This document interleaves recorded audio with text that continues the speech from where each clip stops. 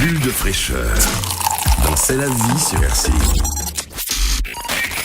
Ce matin, dans la bulle de fraîcheur, nous allons parler de comment gérer son budget. Alors effectivement, on appelle certaines personnes des paniers percés, à tort ou à raison. Beaucoup de personnes aussi ont peur d'aller plonger le nez dans leur compte bancaire, dans leurs finances personnelles, parce que c'est contraignant, parce que ça peut paraître peu intéressant. Et puis, lorsqu'on a de grandes envies, comme partir en voyage, faire une croisière ou faire plaisir aux membres de notre famille, ou bien si on a un projet, il faut apprendre à gérer son budget tout simplement. Et ce matin, la fée Pipelette et son invité, Fabrice David, vont tout vous expliquer, vous donner des conseils afin de pouvoir maîtriser votre budget, gérer votre budget. Bonjour la fée Pipelette. Bonjour, voici une question qui nous concerne tous, la gestion de notre budget. Et en plus, on a les fêtes de fin d'année qui sont imminentes. Donc nous sommes ce matin dans Bulle de fraîcheur avec Fabrice David, qui est consultant en patrimoine et qui va nous inviter à faire le point sur notre propre pratique quant à nos finances et sur la façon dont on pourrait la faire évoluer. Fabrice, bonjour.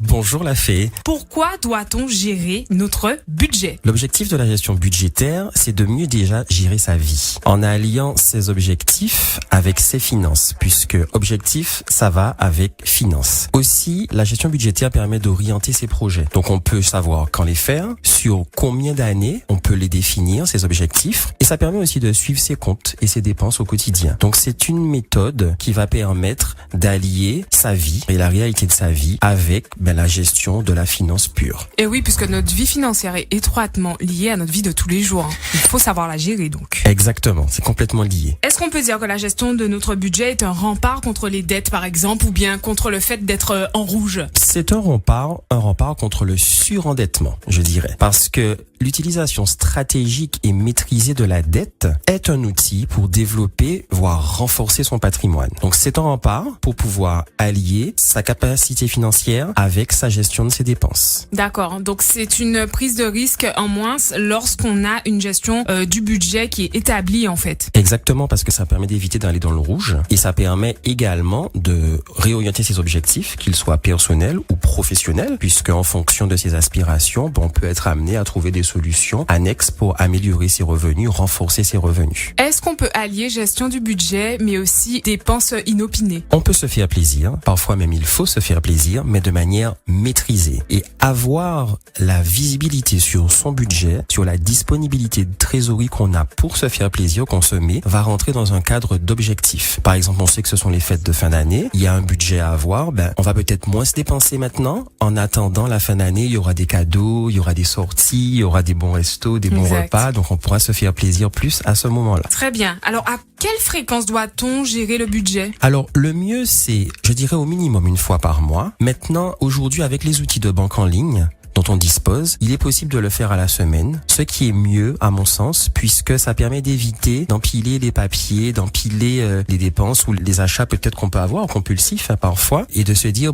stop, là, je suis en train de passer dans le rouge, donc je limite, je réoriente, je fais attention, voilà. Et justement, vous parliez de outils, de banque en ligne, etc. Comment on fait concrètement et quels outils utiliser, par exemple au quotidien ou bien peut-être même de manière hebdomadaire pour mieux maîtriser notre budget? Alors déjà, il faut télécharger l'application de sa banque pour avoir sur son téléphone ou sur son ordinateur, comme on le souhaite, l'accès à son compte au quotidien pour pouvoir suivre les dépenses qu'on a fait. Ça permet de mettre à jour son budget, mais ça permet aussi de suivre que les dépenses qu'il y a sur son compte sont bien celles qu'on a fait, puisqu'aujourd'hui, il est important de suivre aussi son compte bancaire parce qu'il arrive que les comptes puissent être piratés avec les achats en ligne. Donc ça permet aussi de se sécuriser sur les dépenses que l'on fait. Donc il faudrait consulter tous les jours notre compte. Je dirais pas tous les jours, mais une fois par semaine au moins, puisqu'on se souvient des dernières dépenses qu'on a fait. Et une fois qu'on identifie quelque chose qui n'est pas normal, on peut tout de suite alerter son gestionnaire. La mémoire plus fraîche, voilà, si la mémoire est plus fraîche. Ensuite, pour suivre son budget, qu'est-ce qu'il faut faire? Il faut réaliser un budget prévisionnel. Comment le faire? Il faut faire un point global de l'ensemble de ses dépenses, idéalement annuelles, toutes les dépenses que l'on a. Il y a des choses que l'on paye chaque mois, il y a des choses que l'on paye par tous les 2 mois, par trimestre. Lisser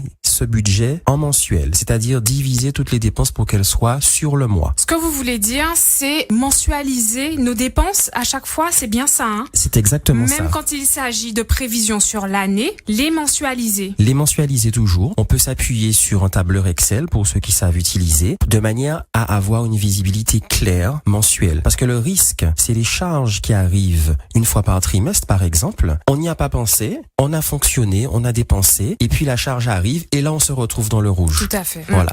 Donc en divisant, lissant sur 12 mois, l'ensemble des charges, on a une visibilité claire. Et face à ces dépenses, mettre ses revenus, donc son salaire ou les revenus annexes que l'on peut avoir, et identifier ce qu'il reste. Parce que la gestion budgétaire, c'est maîtriser ses dépenses, mais c'est également épargner. Parce qu'il est fondamental en patrimoine d'assurer de l'épargne pour assurer son avenir, pour assurer sa retraite et pour se protéger. Troisième conseil que je donnerai à tous, c'est de faire appel à un consultant patrimonial pour pouvoir mettre ensemble des solutions en place pour pouvoir identifier ce point budgétaire à mensualiser dont on a parlé et également mettre en place des solutions d'épargne. Parce que l'épargne va vous permettre de vous protéger, de vous sécuriser et il arrive parfois qu'on ait des dépenses totalement imprévues et lorsqu'on a constitué une épargne, on peut, dans le cadre sécuritaire, aller piocher dans cette épargne pour pouvoir ne pas tomber dans le rouge. Fabrice David, consultant en patrimoine, on vous remercie de votre intervention. Avons-nous un moyen de vous joindre? Avez-vous un site internet par exemple? Oui, j'ai un site internet. Vous pouvez me trouver sur icdconsulting.fr. Eh bien, merci Fabrice David. Merci à vous. Et ben voilà, avec toutes ces infos, je pense que tout le monde sait ce qu'il lui reste à faire, hein, s'il veut maîtriser son budget et puis pouvoir avoir un peu plus d'argent